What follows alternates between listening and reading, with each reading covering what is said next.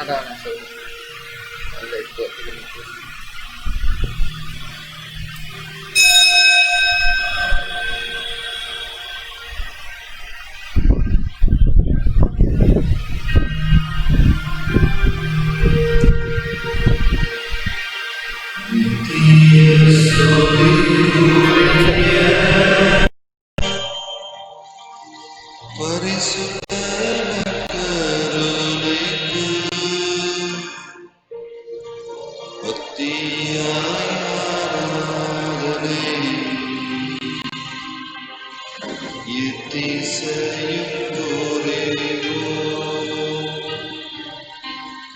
நித்திய ஸ்துதிக்குரிய பரிசுத்த நற்கருணைக்கு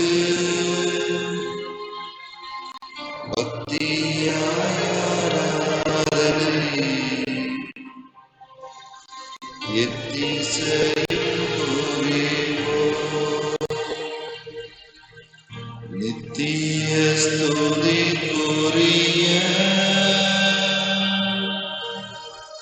பரிசுத்த நற்கருணைக்கு பக்தியாய் ஆராதனை எத்திசையும்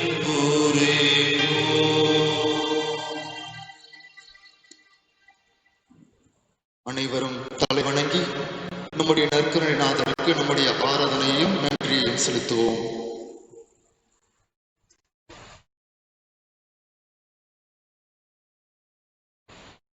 நம்முடைய தேவன், நமக்கு மீட்பு அளித்த தேவன், நம்மை அன்பு செய்த தேவன், நம்மை மன்னித்த தேவன், இது நம் அனைவரையும் ஒருங்கிணைத்து ஒரு மக்களாக சகோதர சகோதரிகளாக வாழ நம்மை இயக்கும் தேவன் நம் மத்தியிலே வீற்றிருக்கின்றார். அனைவரும் இந்த நற்கருணை நாதரை உற்று நோக்குவோம். இவரே நமக்கு எல்லாமாக இருக்கின்றார். இவர் நம்முடைய வாழ்க்கையிலே செய்த அனைத்து நன்மைகளுக்காகவும் நாம் இவருக்கு நன்றி கூறுவோம். இன்று நமக்கு ஒரு புதிய நாளை கொடுத்திருக்கின்றார். இந்த நாள் எனக்காக மட்டும்தான் கொடுத்திருக்கின்றார் என்ற எண்ணத்தோடு இன்றைய நாளை நாம் துவக்குவோம்.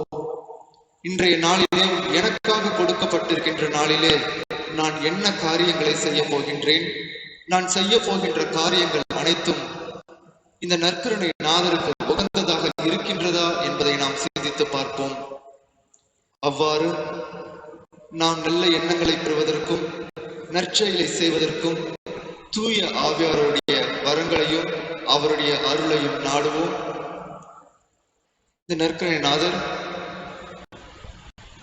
சொல்லி இருப்பது போல, எனக்கு பின் ஒருவர் வருவார், அவர் உங்களை வழிநடத்துவார் என்று தம்முடைய சீடர்களுக்கு சொல்லி இருக்கின்றார். அவருக்கு பின் இந்த தூய ஆவியானவர் நம்மை வழிநடத்தி வருகின்றார்.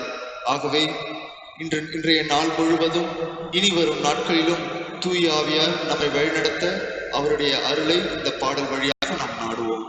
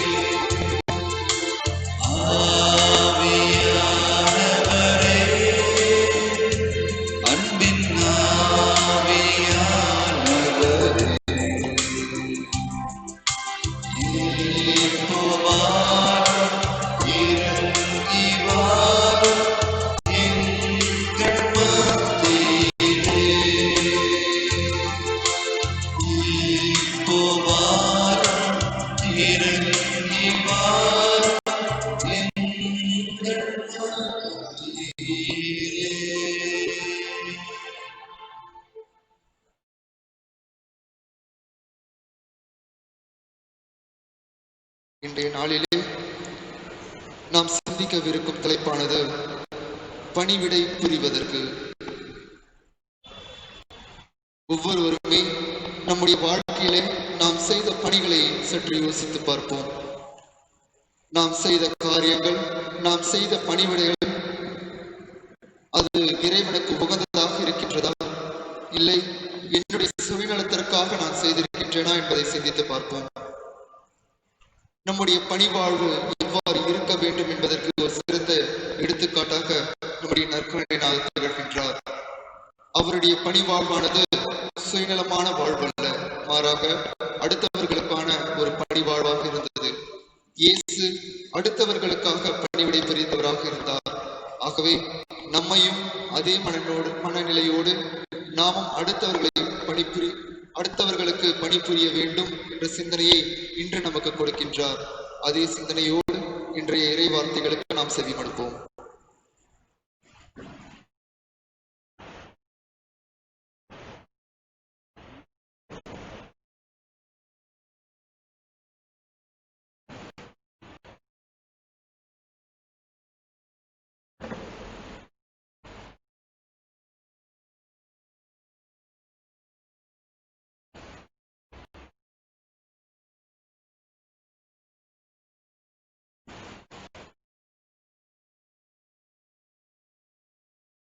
முதல் வாசகம்.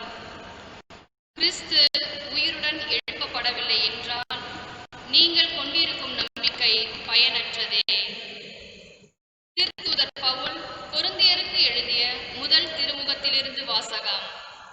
அதிகாரம் 15, இறை வார்த்தைகள் 12 - 20 வரை. சகோதர சகோதரிகளே, இறந்த கிறிஸ்து உயிருடன் எழுப்பப்பட்டார் என அறிவிக்கப்பட்டிருக்க, உங்களுள் சிலர் இறந்தோர் உயிர்த்தெழவில்லை என சொல்வது ஏன்? இறந்தோர் உயிர்த்தெழ மாட்டார் எனில் கிறிஸ்துவும் உயிருடன் எழுப்பப்படவில்லை என்றாகிவிடும். கிறிஸ்து உயிருடன் எழுப்பப்படவில்லை என்றால் நாங்கள் பறைசாற்றிய நற்செய்தியும் நீங்கள் கொண்டிருக்கிற நம்பிக்கையும் பொருளற்றதாயிருக்கும். நாங்களும் கடவுளின் சார்பில் பொய் சான்று பகர்வோர் ஆவோம். ஏனெனில் இறந்தோர் உயிருடன் எழுப்பப்படுவதில்லை என்றால் கடவுள் உயிர்த்தெழச் செய்யாத கிறிஸ்துவை கடவுள்தான் உயிர்த்தெழச் செய்தார் என்று சான்று பகரும்போது கடவுளுக்கு எதிராக சான்று கூறியவர்கள் ஆவோம் அல்லவா? ஏனெனில் இறந்தோர் உயிருடன் எழுப்பப்படுவதில்லை என்றால் கிறிஸ்துவும் உயிருடன் எழுப்பப்படவில்லை என்றாகிவிடும். கிறிஸ்து உயிருடன் எழுப்பப்படவில்லை என்றால் நீங்கள் கொண்டிருக்கும் நம்பிக்கை பயனற்றதே. நீங்கள் இன்னமும் உங்கள் பாவங்களில் வாழ்பவர்களாவீர்கள். அப்படியானால் கிறிஸ்துவிடம் நம்பிக்கை கொண்டு இறந்தவர்களும் அழிவுக்குள்ளாவார்கள். கிறிஸ்துவிடம் நாம் கொண்டுள்ள எதிர்நோக்கு இவ்வுலக வாழ்வை மட்டும் சார்ந்திருந்தால் எல்லா மக்களையும் விட இறங்குவதற்கு உரியவராயிருப்போம். ஆனால் இப்போதோ இறந்த கிறிஸ்து உயிருடன் எழுப்பப்பட்டார். அவரே முதலில் உயிருடன் எழுப்பப்பட்டார். இது அனைவரும் உயிருடன் எழுப்பப்படுவர் என்பதை உறுதிப்படுத்துகிறது. ஆண்டவரின் அருள்வாக்கு.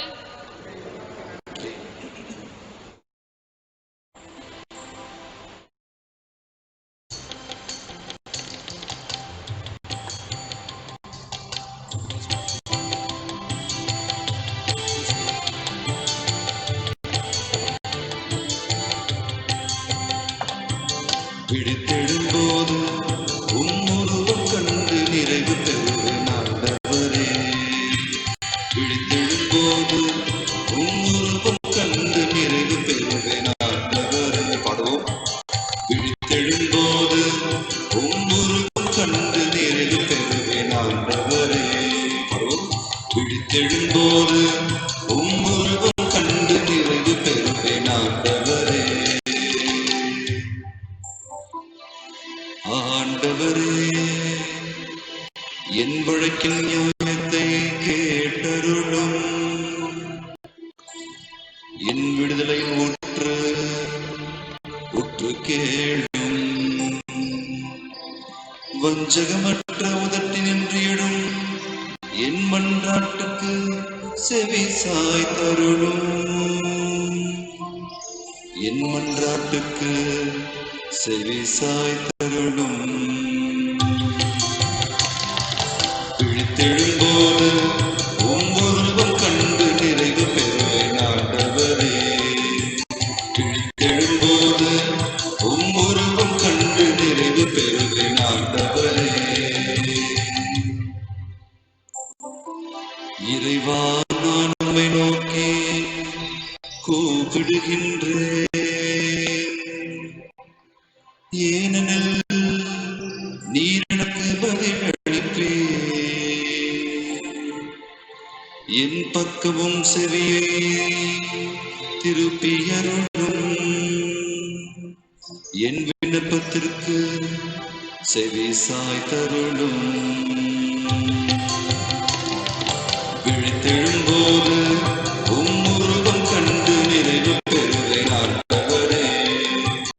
விழித்தெழும்போது உம்முருவம் கண்டு நிறைவு பெறுவேன் ஆண்டவரே. உமது வியத்தகு பேரன்பை காண்பித்தருளும். உம்மிடம் அடைக்கலம் புகுவோரை அவர்களுடைய எதிரியிடமிருந்து உமது வலக்கரத்தால் விடுவிப்பவர் நீரே. உமது வலக்கரத்தால் விடுவிப்பவர் நீரே. விழித்தெழும்போது உம்முருவம் கண்டு நிறைவு பெறுவேன் ஆண்டவரே. விழித்தெழும்போது உம்முருவம் கண்டு நிறைவு பெறுவேன் ஆண்டவரே. உமது கண்ணின் மணியனை என்னை காத்தருளும். உம்முடைய சிறகின் நிழலில் என்னை மூடிக்கொள்ளும். நானோ நேர்மையில் நிலைத்து நின்று உமது முகம் காண்பேன். விழித்தெழும்போது உமது உருவம் கண்டு நிறைவு பெறுவேன். விழித்தெழும்போது உம்முருவம் கண்டு நிறைவு பெறுவேன் ஆண்டவரே. விழித்தெழும்போது உம்முருவம் கண்டு நிறைவு பெறுவேன் ஆண்டவரே.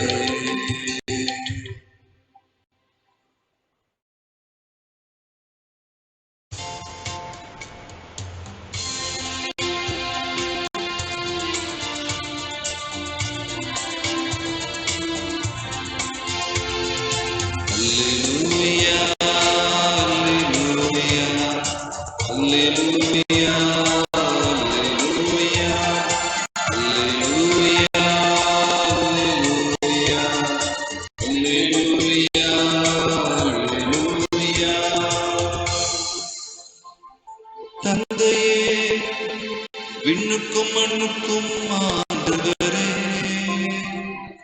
உம்மை போற்றுகின்றேன். ஏனெனில் விண்ணரசின் மறைபொருளை குழந்தைகளுக்கு வெளிப்படுத்தினே. அல்லேலூயா, அல்லேலூயா, அல்லேலூயா, அல்லேலூயா. ஆண்டவர் உங்களோடு இருப்பாராக.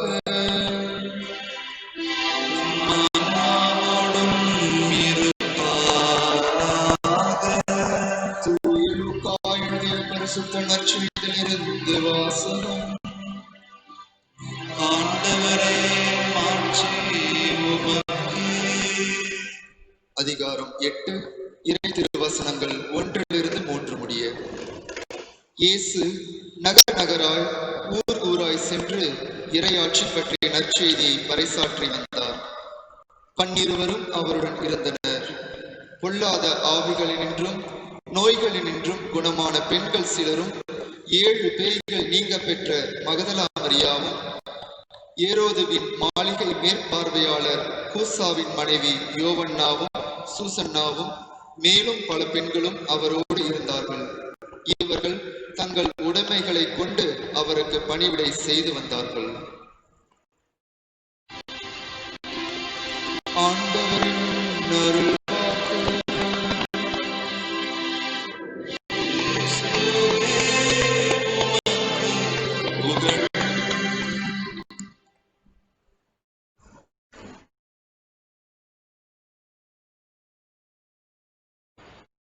இயேசுவில் பிரியமான சகோதரிகளே, சகோதரர்களே, ஒரு குரு ஒருவர் தம்முடைய சீடர்களுக்கு பணிவாழ்வை பற்றி போதித்துக் கொண்டிருந்தார். அவ்வாறாக சொல்லும் பொழுது அவர்களுக்கு இன்னும் விளக்கமாக அவர்களுக்கு எடுத்துரைக்க நினைத்தார். அதனால் அவர் ஒரு செயல்முறையை செய்தார். 3 பொம்மைகளை எடுத்து வந்தார். அதிலே முதல் பொம்மையானது துணிகளால் செய்யப்பட்டிருந்தது. 2வது பொம்மையானது கட்டையால் செய்யப்பட்டிருந்தது. 3வது பொம்மையானது உப்பினால் செய்யப்பட்டிருந்தது. பிறகு அந்த 3 பொம்மைகளையும் வைத்துவிட்டு பக்கத்திலே சிறிய வாளியிலே தண்ணீர் வைத்திருந்தாராம். முதலில் அந்த துணிகளால் செய்யப்பட்ட பொம்மையை எடுத்து அந்த நீரிலே போட்டாராம். அந்த பொம்மையானது அந்த நீரை உறிஞ்சி எடுத்து விட்டதாம். தனக்குள் அந்த நீரை எடுத்துக்கொண்டு விட்டது. பிறகு அவர் சொன்னாராம், அந்த குரு, இந்த முதல் பொம்மையின் பெயர் தான் அபகரிக்கும் மனப்பான்மை கொண்ட பொம்மை. அபகரிக்கும் மனப்பான்மை கொண்ட பொம்மை. அடுத்தவர்களிலிருந்து அனைத்தையும் சுருட்டிக் கொள்வது, இது ஒரு மனநிலை பணிவிடை புரிவதிலே. சில நேரங்களில் நாம் பார்க்கிறோம், நாம் ஏன் பணிவிடை செய்கின்றோம் என்றால் அடுத்தவர்களிலிருந்து என்ன எடுத்துக் கொள்ளலாம், என்ன சுருட்டிக் கொள்ளலாம் என்ற நோக்கத்தோடு பணிவிடை செய்வது உண்மையிலே ஒரு அன்பான ஒரு எண்ணங்கள் அல்ல. மாறாக அவர்களை நாம் பாதுகாக்க வேண்டும், அவர்களை நாம் பேணி பராமரிக்க வேண்டும் என்ற எண்ணத்தோடு இல்லாமல் அவர்களை அவர்களிடமிருந்து சுருட்டி கொள்ளும் நோக்கத்தோடு பணிவிடை புரிவது. இதற்கு ஒரு சிறந்த எடுத்துக்காட்டு பல பேரோட வீட்டுல பார்க்கலாம். வயசான அப்பா அம்மாவா இருந்தா ரொம்ப கவனிச்சுப்பாங்க. ஏன் அதிகமா பணிவிடை பண்ணுவாங்க. நிறைய பேர் வீட்டுல இல்ல, ஒரு சிலர் வீட்டுல பணிவிடை பண்ணுவாங்க. அந்த வயசான காலத்துல ரொம்ப முடியாம இருக்கும் பொழுதும் அவ்வளவு அன்பா பார்த்துப்பாங்க. நம்மளும் நினைப்போம், பரவாயில்ல பசங்க ரொம்ப பணிவிடை பண்றாங்க அப்படின்னு சொல்லிட்டு. ஆனா அவங்க அந்த சொத்துன்ற ஒரு ப்ராப்பர்ட்டியை எழுதி வச்சுட்ட பிறகு அவங்களோட நிலைமை அப்படியே ஆப்போசிட்டா மாறிடும். அவங்களை கவனிச்சுக்க மாட்டாங்க. அப்ப இத்தனை நாள் எதுக்காக பணிவிடை பண்ணாங்க அப்படின்னா, அவர்களிடம் ஒரு ஆதாயம் இருக்கின்றது. அவருடைய சொத்துக்காக அவர்கள் பணிவிடை புரிந்து வந்தார்கள். நாம் இதை இன்னும் பல எடுத்துக்காட்டுகளோடு சொல்லலாம். நிறைய பேர் பாத்தீங்கன்னா ரொம்ப ஃப்ரெண்ட்ஸ் கூட எல்லாம் ரொம்ப க்ளோஸ் ஃப்ரெண்ட்ஸா இருப்பாங்க. அதிகமா உதவி செஞ்சிருப்பாங்க. அப்படியே சர்வீஸ்லாம் வாரி வழங்கி இருப்பாங்க. ஆனால் அவருடைய ஆதாயம் அவர்களிடம் இருக்கும். ஏதோ ஒன்றுக்காக அவர்கள் பணிவிடை புரிகின்றார்கள் என்று சொல்வார்கள். ஆகவே நம்முடைய பணிவிடை என்பது இந்த மனப்பான்மையோடு இருக்கக்கூடாது என்று அந்த குரு சொன்னாராம். இரண்டாவதாக, அந்த கட்டையினால் செய்த பொம்மையை எடுத்து அந்த நீரிலே போட்டாராம். கட்டையை நீர்ல போட்ட என்னாவும் கட்டை அந்த தண்ணியை உரியாது. சரிங்களா? அந்த கட்டையில இருந்தும் எதுவும் அந்த தண்ணிக்கு கொடுக்காது. எதுவும் கரைஞ்சி போக போறது கிடையாது. இது சுயநல மனப்பான்மை கொண்ட பொம்மை என்று சொல்லும் பொழுது, நான் அடுத்தவர்களுக்கு பணிவிடை செய்கின்றேன் என்றால் எனக்கு ஏதோ ஒரு ஆதாயம் இருக்கின்றது. நான் ஒருத்தருக்கு உதவி செய்யறேன், பணிவிடை செய்யறேன், பணிபுரியறேன் அப்படின்னா எனக்கு அதனால ஒரு ஆதாயம் இருக்கின்றது. அந்த ஆதாயத்திற்காக தான் நான் பணிவிடை புரிகின்றேன். அவ்வாறாக செய்தால் அது சுயநலம் மனப்பான்மை கொண்ட ஒரு பணிவிடை என்று சொன்னாராம். மூன்றாவது பணிவிடை என்பது அர்ப்பணிக்கும் மனப்பான்மை கொண்ட பணிவிடை. அந்த உப்பினால் செய்த பொம்மை எடுத்து அந்த தண்ணீரில் போட்டாராம்.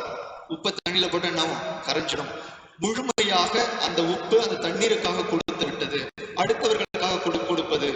அத்தகைய மனநிலை கொண்டவர்கள் தான் அர்ப்பணிக்கும் மனப்பான்மை கொண்ட பணிவிடை என்று சொன்னாராம். ஆகவே இந்த மூன்று நிலைகளிலே, இந்த மூன்று பொம்மைகளிலே நாம் எந்த பொம்மையாக இருக்கின்றோம்? இந்த துணியினால் செய்த பொம்மையாக இருக்கின்றோமா? அடுத்தவர்களை அபகரிக்கும் அந்த மனப்பான்மையை கொண்டிருக்கின்றோமா? அல்லது இந்த கட்டையை போல் சுயநலத்திற்காக பணிவிடை புரிகின்றோமா? அல்லது மற்றவர்கள் வாழ வேண்டும், நன்றாக இருக்க வேண்டும் என்பதற்காக பணிவிடை புரிய போகின்றோமா என்பதை சிந்தித்து பார்ப்போம். இன்றைய நற்செய்தியிலே வாசிக்க கேட்டோம். பல பெண்கள் இயேசுவுக்கு பணிவிடை புரிகின்றார்கள். இவர்கள் அனைவரும் இந்த மூன்றாவது பொம்மையை போன்றவர்கள். தங்களை அர்ப்பணிக்கின்றார்கள். இயேசுவுக்காக தங்களை அர்ப்பணித்து அவர்களுக்காக பணிவிடை செய்கின்றார்கள். இரண்டு காரியங்களை இங்கே நாம் பார்க்க வேண்டும்.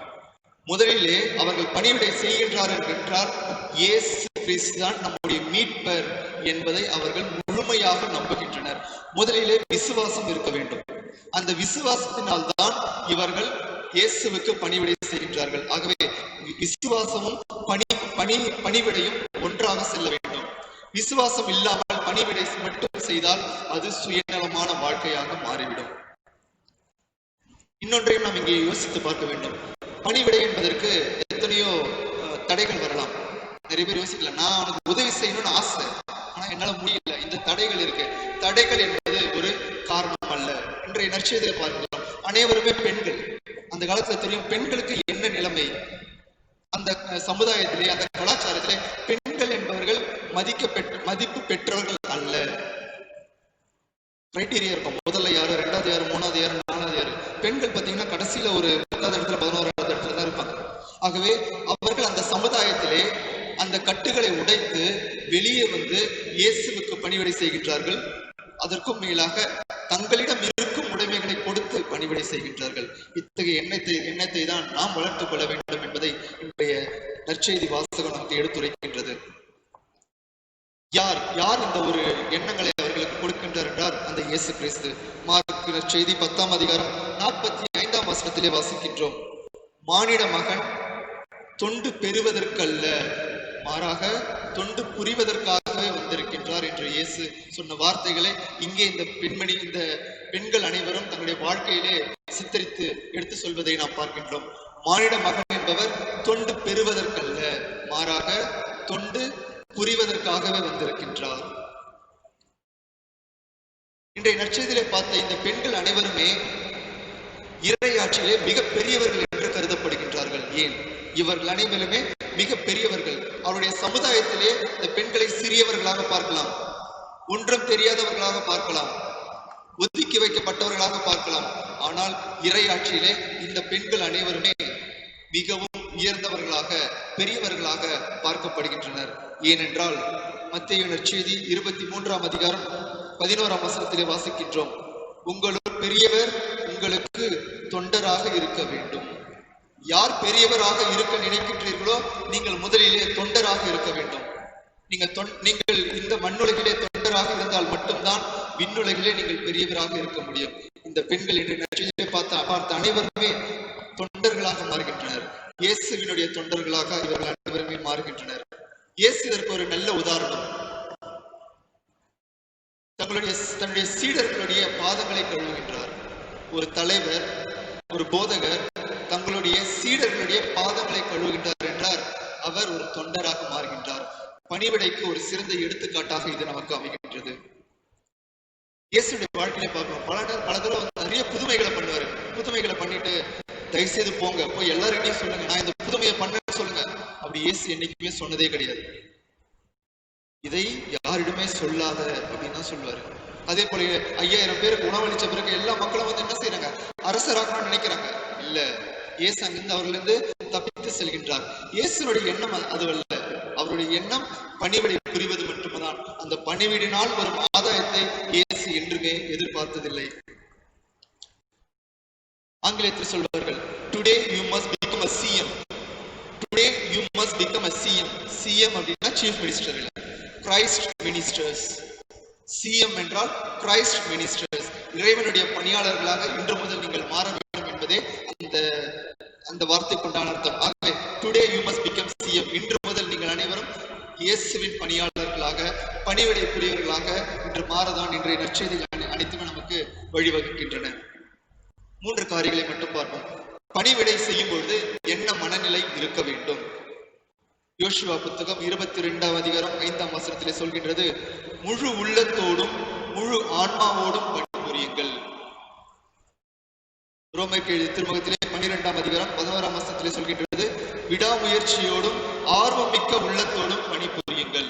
ஆக நம்முடைய பணிவிடை என்பது முழு உள்ளத்தோடு இருக்க வேண்டும். அவங்க சொல்லிட்டாங்களே நாம செய்யக்கூடாது. எனக்கு ஏதோ ஒரு ஆதாயம் வரணுன்றதுக்காக அறகுறையான மனசோட செய்யக்கூடாது. முழு உள்ளத்தோடு உங்களுடைய பணிகளை செய்யுங்கள்.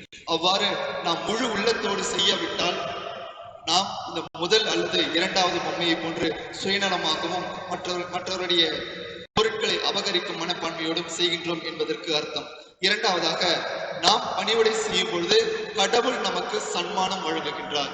He gives the reward. God gives the reward. அது என்னவென்றால் யோவான் எழுதிய நற்செய்தி 12ஆம் அதிகாரம் 26 வாசிக்கின்றோம், எனக்கு தொண்டு செய்வோர் என்னை பின்பற்றட்டும், நான் இருக்கும் இடத்தில் என் தொண்டரும் இருப்பார், எனக்கு தொண்டு செய்வோருக்கு கடவுள் மதிப்பளிக்கின்றார்.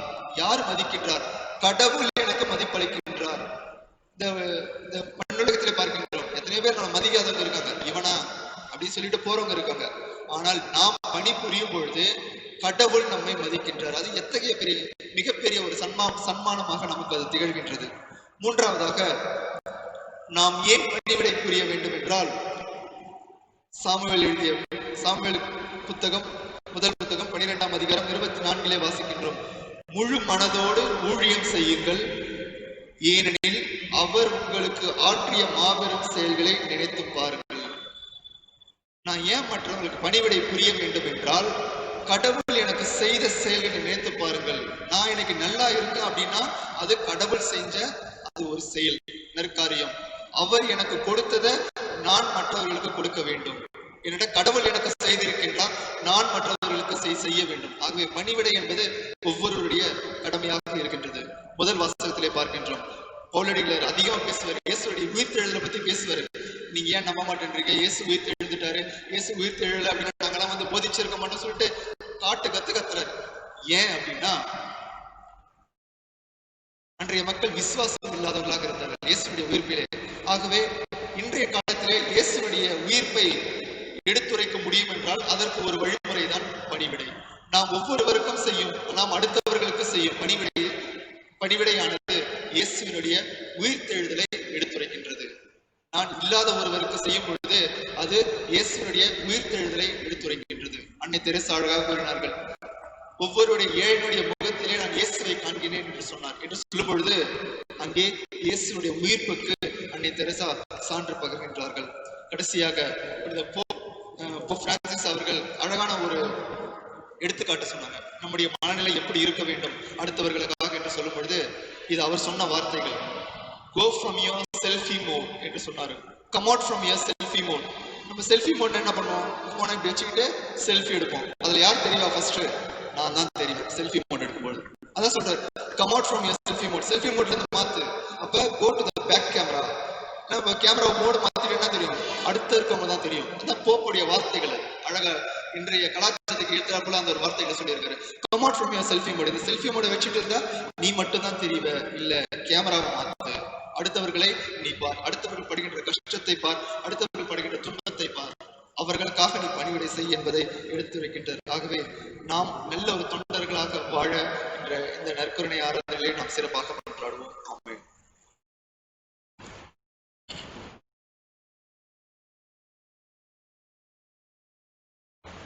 இந்த பணிவிடையை பற்றி நாம் அனைவர்களும் சிந்தித்தவர்களாய் அனைவரும் உருக்கமாக மிகவும்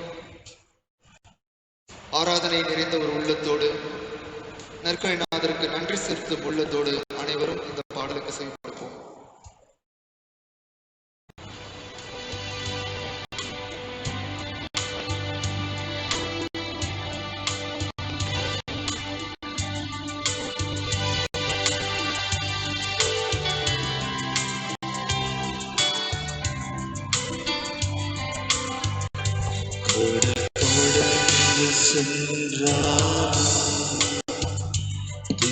நடுவே நடந்தாலும் புயல் சூழ்ந்து எழுந்திடும் காரிருளை நீ கடந்திட வேண்டாம்.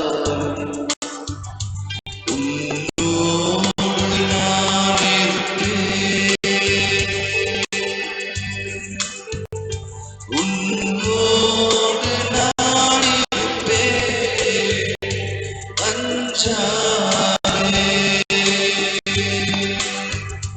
கலங்காதே.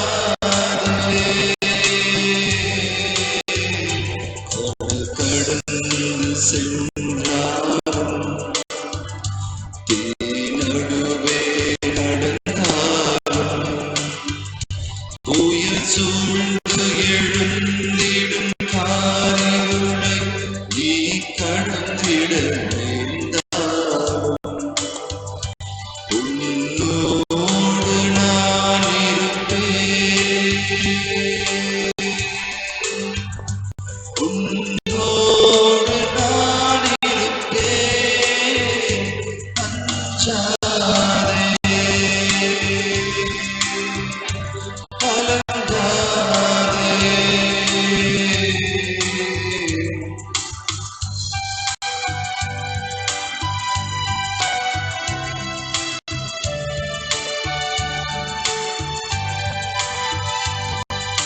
தேவனின் பார்வையில் நீ மதிப்புள்ளவன், பொன்றிடம் போலே பூமியில் வாழ்ந்திடும் யாவிலும் உன்னில் உயர்ந்தது அவராலே. தேவனின் பார்வையில் நீ மதிப்புள்ளவன், பொன்றிடம் போலே பூமியில் வாழ்ந்திடும் யாவிலும் உன்னில் உயர்ந்தது அவராலே. பாலினை ஊட்டிடும் தாய் மறந்தாலும் நீ அவர் மடி மேலே மனம் தேற்றுவார், பலமூட்டுவார், வாழ்வினில் ஒளிதானே அஞ்சாதே கலங்காதே.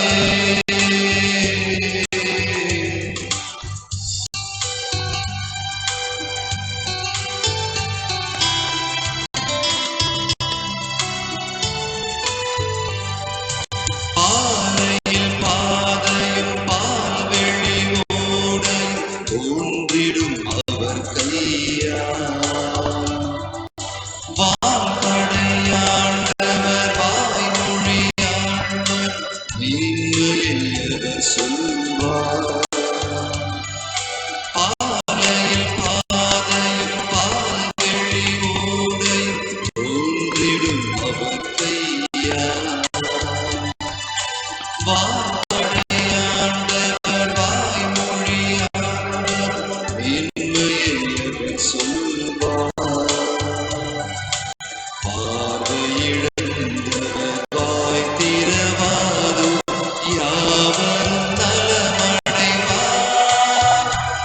இறையாட்சியில் அவர் மாட்சியில் மானுடம் ஒன்றாகும் அஞ்சாதே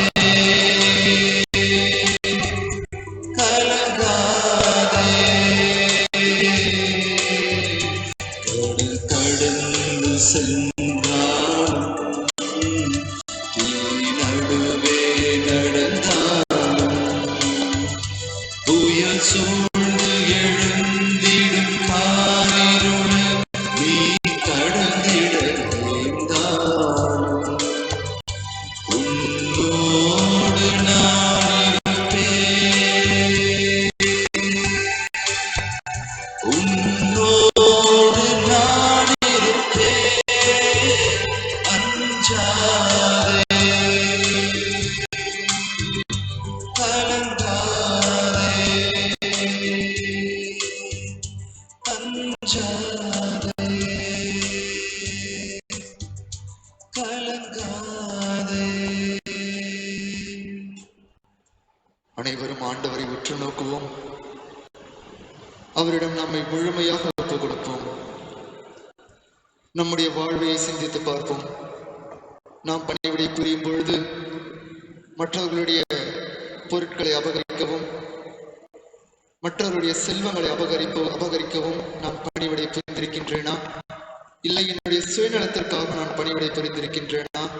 இல்லை முழு மனதோடு அடுத்தவர்கள் நன்றாக இருக்க வேண்டும், அவருடைய வாழ்க்கையில் அவர்கள் வளம் பெற வேண்டும் என்பதற்காக நான் பணிவிடை புரிந்திருக்கின்றேனா என்பதை சிந்தித்து பார்த்து முழுமையாக நம்மை ஒப்புக் கொடுப்போம். ஒருவேளை நாம் சுயநலமாக நடந்து கொண்டிருந்தால், மற்றவர்களிடமிருந்து அபகரித்துக் கொண்டிருந்தால், இந்த அருமையான வேளையிலே நம்மையே முழுமையாக ஒப்புக் கொடுத்து அவரிடம் நம்முடைய மன்னிப்பை நாடுவோம்.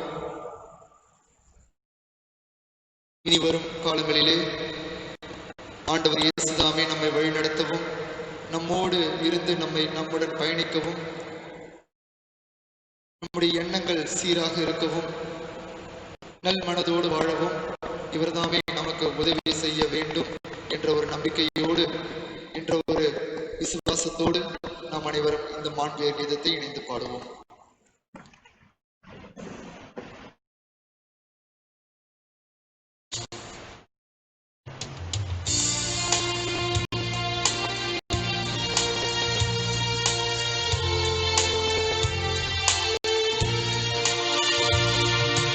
மாந்துயரு அருள் தாழ்ந்து பணிந்து ஆராதிப்போம். பழைய நியம முறைகள் அனைத்தும் இனி மறைந்து முடிவு பெறுக. புதிய நியம முறைகள் வருக. உலகளாலே மனிதன் இதனை அறிய இயலாம் குறையை நீக்க விசுவாசத்தில் உதவி பெறுக. பிதாவர்க்கும் சுதனிவர்க்கும் புகழ்ச்சியோடு வெற்றியார்க்கும் மீட்பின் பெருமை மகிமையோடு வலிமை வாழ்த்து யாவும் ஆக இருவரிடமாய் வருகின்றவரா தூய ஆவியானவர் அளவில்லாத சம புகழ்ச்சி என்றுமே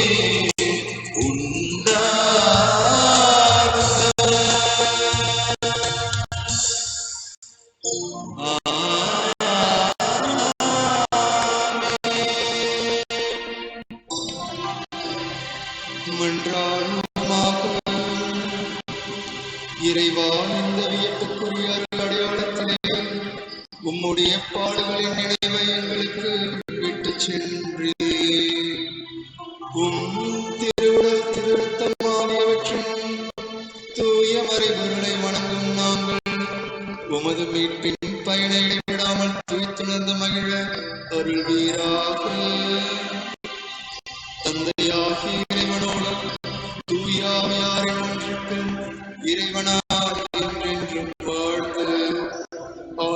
வாழ்த்துகின்ற உம்மை மன்றாடுகின்றோம்.